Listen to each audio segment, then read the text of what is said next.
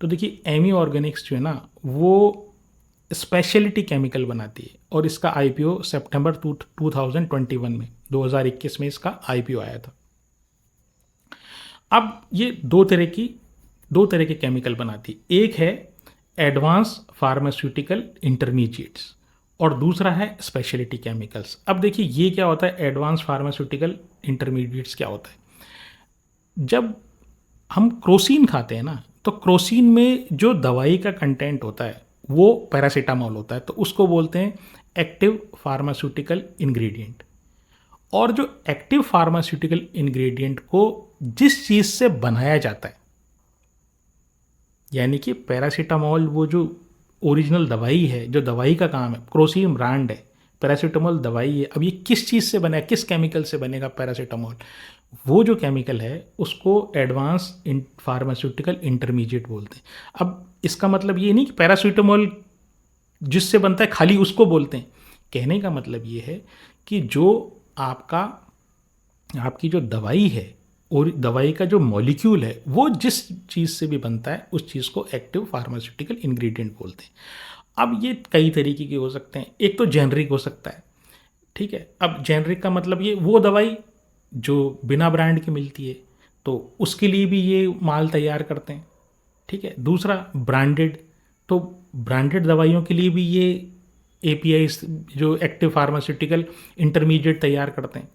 और जो तीसरा है रिसर्च वाली, मतलब वो बाज़ार में अभी लाने की तैयारी है उनको, तो उन दवाइयों के लिए भी ये एक्टिव फार्मास्यूटिकल इंग्रेडिएंट तैयार करते हैं। अब इसका क्या मतलब हुआ, जो जेनरिक के लिए जो आपने एक्टिव फार्मास्यूटिकल इंग्रेडिएंट बनाया उसमें आपको सबसे कम मार्जिन है क्योंकि ऐसे बनाने वाले बहुत हैं। उसके बाद ब्रांडेड के लिए अगर है तो फिर वो ब्रांडेड वाला आप ही को ठेका देगा, तो उसमें कंपैरेटिवली बेटर मार्जिन है। और जो नया मॉलिक्यूल अभी लॉन्च ही नहीं हुई दवाई, उसके लिए जब आप ये सब बनाते हैं तो उसमें सबसे ज़्यादा मार्जिन होता है। तो ये इनकी गणित रही। फिर दूसरा जो है वो ये स्पेशलिटी केमिकल बनाते हैं। तो स्पेशलिटी केमिकल हम कई बार वैसे बता चुके हैं, एक बार फिर बता देता हूँ कि वो केमिकल जो किसी पर्टिकुलर पर्पज़ के लिए काम आता है। जैसे मान लीजिए आपको मैगी के सॉस में आपको, या जो किसान के सॉस में समझ लीजिए, तो किसान के सॉस में अगर आपको कोई प्रिजर्वेटिव डालना है तो उस प्रिजर्वेटिव में जो कंटेंट होगा वो स्पेशलिटी केमिकल होगा क्योंकि वो खाने के काम आता है। तो उसको एक पर्टिकुलर टेस्ट और पर्टिकुलर उसकी प्रॉपर्टीज़ होंगी, तो उन चीज़ों को स्पेशलिटी केमिकल बोलते हैं। तो ये कौन सा स्पेशलिटी केमिकल बनाते हैं, तो ये पैराबेंस बनाते हैं, PARABENS। और पैराबेंस फॉर्मुलेशन, ये क्या होता है, देखिए ये जो है ना ये एक स्टेबलाइज़र मतलब प्रिजर्वेटिव के काम आता है। किस में प्रिजर्वेटिव के काम आता है, तो ये कॉस्मेटिक्स में, जैसे क्रीम और लोशन है, अगर आप उसको काफ़ी टाइम तक भी क्रीम और लोशन को रख दोगे ना तो उसमें गंध नहीं आएगी। उसमें आप घी या तेल को अगर आप काफ़ी टाइम तक रख दो, 6-8 महीने अगर घी और तेल को अपने घर में रख लेते हैं तो उसमें कई बार गंध आने लग जाती है क्योंकि उसमें प्रिजर्वेटिव नहीं डाला हुआ होता। और घर का बनाया हुआ अगर मक्खन होता है तो उसमें तो बहुत जल्दी आने आने लग जाती है। तो ये जो पैराबेंस होते हैं ये कॉस्मेटिक्स में, एनिमल फूड में और पर्सनल केयर प्रोडक्ट जैसे सोप है, शैम्पू है, तो शैम्पू में भी आप कभी देखेंगे तो ख़राब नहीं होता शैम्पू, तो उसमें ये पैराबेंस काम आते हैं। अब ये जो एडवांस, इनके दो सेगमेंट मैंने बता दिए, एक एडवांस फार्मास्यूटिकल इंटरमीडिएट है और दूसरा स्पेशलिटी केमिकल है। तो एडवांस फार्मास्यूटिकल इंटरमीडिएट से इनको 79% रेवेन्यू आती है और जो स्पेशलिटी केमिकल्स है उनसे इनको 21% रेवेन्यू आती है। और ये जो बैकवर्ड इंटीग्रेटेड, मतलब ये जो एडवांस फार्मास्यूटिकल इंग्रेडिएंट्स इनके हैं ना उसमें ये बैकवर्ड इंटीग्रेटेड हैं, यानी कि रॉ मटेरियल से लेके, मतलब ये इनको ये नहीं कहीं कुछ इनको लाना पड़ता है, बिल्कुल raw material, original raw material इनका जो है ना वो केमिकल से शुरू करते हैं और फिर वहाँ से ये एडवांस फार्मास्यूटिकल इंग्रेडिएंट तक बना देते हैं।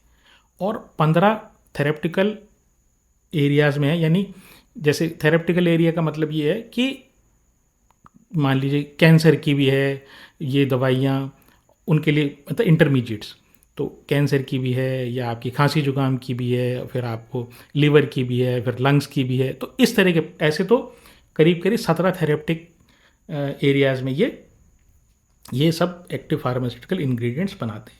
500 से ज़्यादा इनके कस्टमर हैं, 55 देशों में एक्सपोर्ट करते हैं, और 56% रेवेन्यू जो है वो एक्सपोर्ट से आता है, और 44% जो है वो डोमेस्टिक से आता है।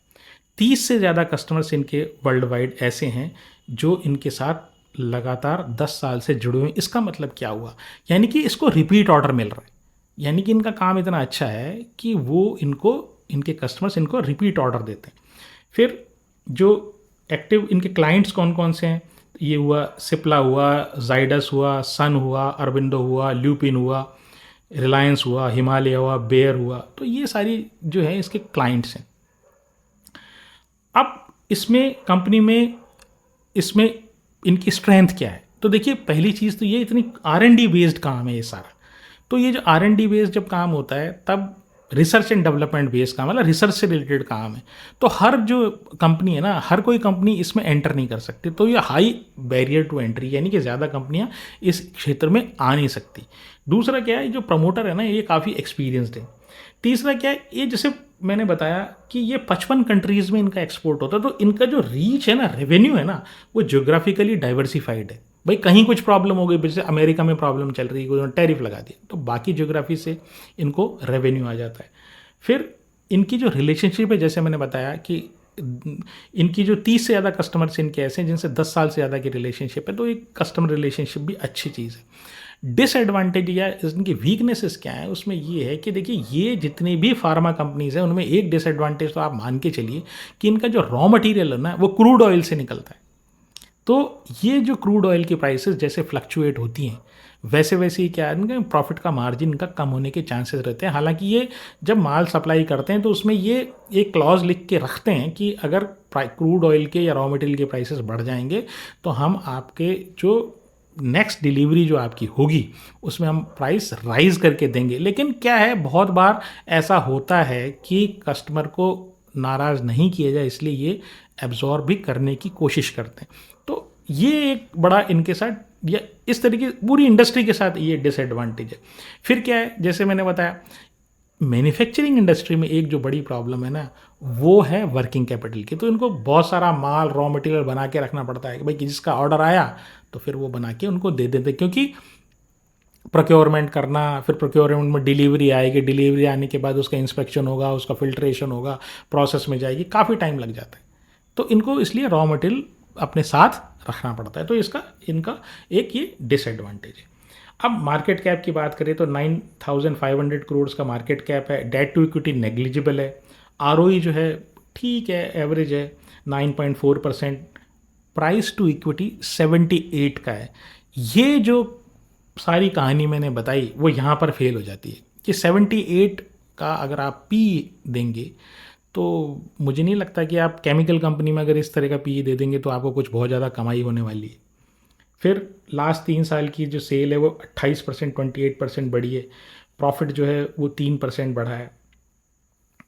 प्रॉफिट फ्लैट है, ठीक है। और उसका कारण मैंने आपको बता दिया कि जो रॉ मटेरियल की फ्लक्चुएशन है ना और जो कंपटीशन है, ठीक है, वो प्रॉब्लमेटिक है। प्रमोटर के पास 36% है, एफआईआई के पास 16% है, डीआईआई के पास 20% है और पब्लिक के पास 28% है। तो ठीक ठाक सी कंपनी है। लेकिन देखिए अभी कुछ कैपेक्स भी कर रहे हैं, तो कैपेक्स से जब रिजल्ट आएगा और इसके कुछ भाग्य चेतेंगे। लेकिन अभी तो 78 का पीई तो है, तो आप इसको ठंडा होने का इंतज़ार कीजिए और इसकी परफॉर्मेंस को आप चेक करते रहिए। खरीदने बेचने की कोई राय नहीं है।